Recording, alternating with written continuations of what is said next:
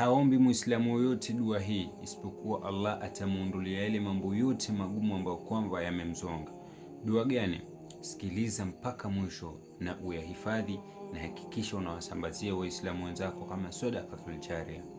Anas ibn Malik radhiyallahu anhum kasema, alimsikia Mtume Muhammad sallallahu alayhi wasallam akimwambia mtoto wake ambaye kwamba ni Fatima radhiyallahu anha kwamba ni kitu gani ambacho kwamba kitakuzuia wewe kufanya jambo ambalo kwamba walifanya, na unisikize ninachotaka kukwambia.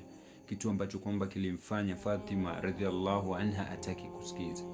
Kisha bwana Mtume Muhammad sallallahu alayhi wasallam akimwambia, idha asbahati wa idha amsaiti, yani pindi kiingia asubuhi yako na jioni yako, ile baada ya alfajiri na ile muda wa asir, basi awe akisema maneno haya: ya hayyu ya qayyum birahmatika astaghith aslih li sha'ni kulla wala takilni ila nafsi tarafat ain.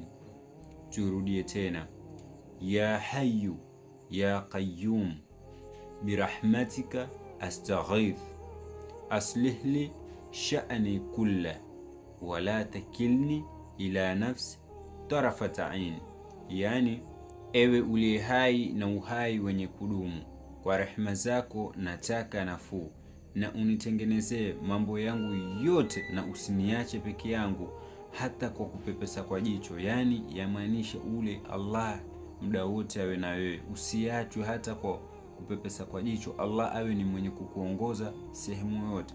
Shukran.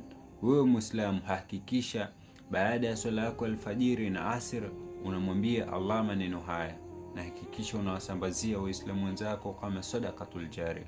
Assalamu alaikum.